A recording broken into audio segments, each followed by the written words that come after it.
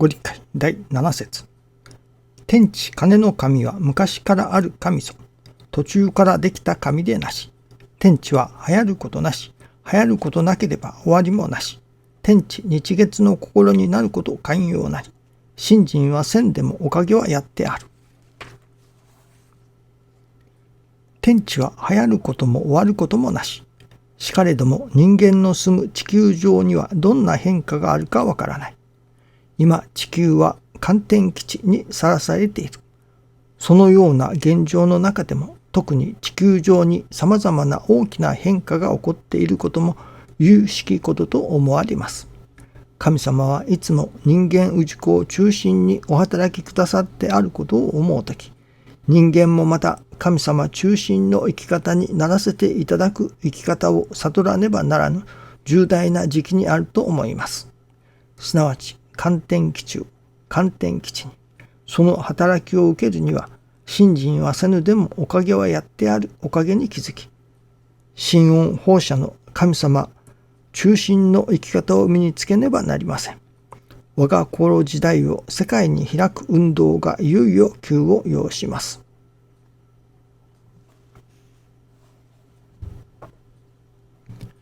師匠のこのミニご理解、これは昭和55年7月29日です。昭和55年。何年前になりましょうかね。平成が30年ほどですか。そして今2年、32年、そして昭和が64年まででしたか。そうすると55年で10年。40年、もう40年以上昔の見教えですけれども、もうこの時もすでに地球上にさまざまな大きな変化が起こっていることも有しきことと思われますと。地球上にさまざまな変化が起こっている。これは今に始まったことではないということですね。もう何十年も前から起こっている。この新型コロナウイルスのパンデミック。これも100年前にもやはり同じようなことが起こった。そしてもう10年にもなりましょうか。大津波がやってまいりましたね。地震があり大津波がやってきた。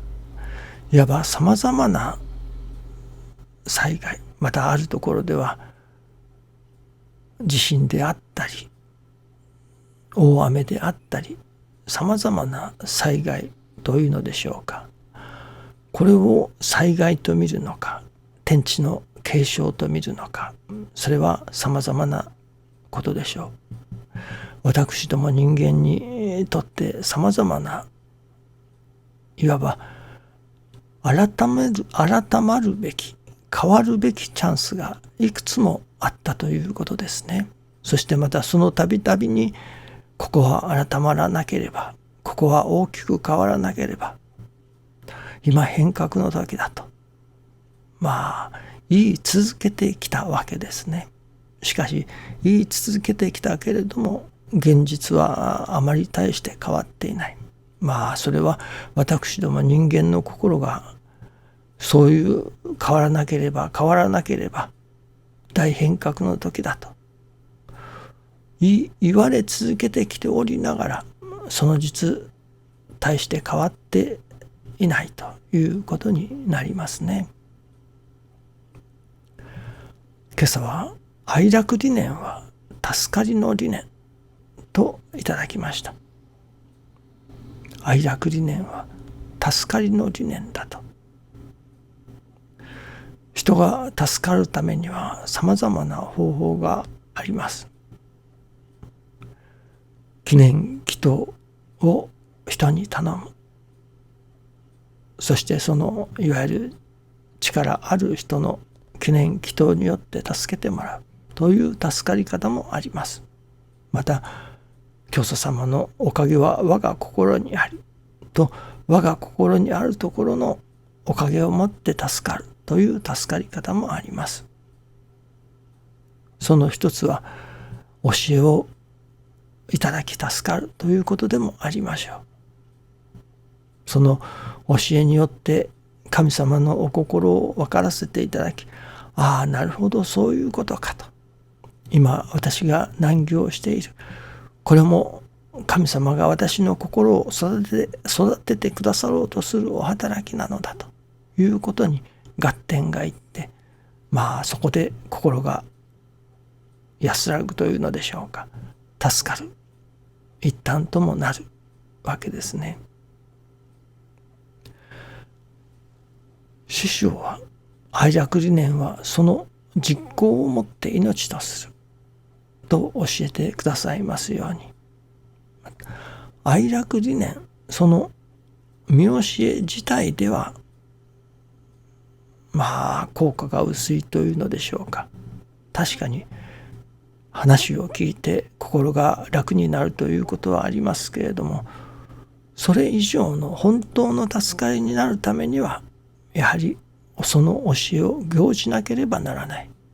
教えを行じて初めてその効力がいよいよ発揮されるわけですね。師匠がその私が亡くなったらどうなるかわからないけれども、この愛楽理念がありさえすれば、そしてこの愛楽理念を行じてくれさえすれば大丈夫だといったようなことをおっしゃっておられますね。愛楽理念があるだけではダメなのですね。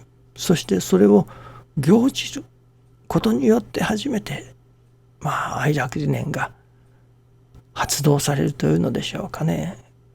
いわゆるアクティブになるというのか、何と言ったらいいのでしょうか。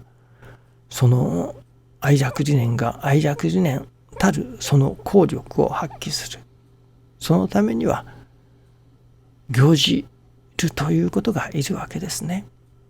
確かに行じなくとも聞くだけでもある程度の効力はあります。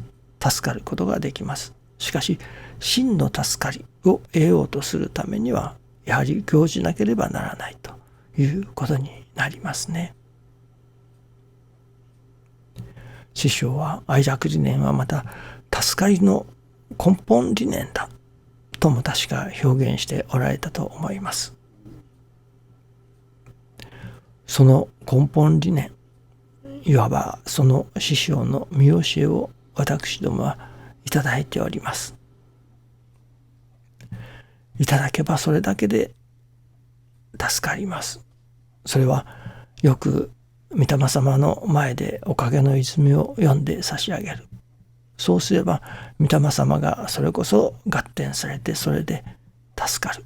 心が合点することによって助かるという世界もあります。まだ私どもはこの世で生かされております。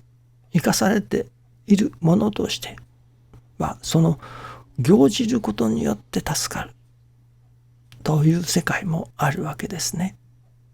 なるほど。行じなくともただ教えをいただくというだけでも心安らぎ助かることがあります。しかしそれを行ずることによってより一層の真実の助かりが得られるということになるわけですね。私どもがそれこそもう大災害大惨事というものを幾度も繰り返してきました。その度ごとに大変革の時だと、今改まるべき時だと、このことに気づくべき時だと何度も言ってもきました。言われてもきました。しかしなかなか改まれない、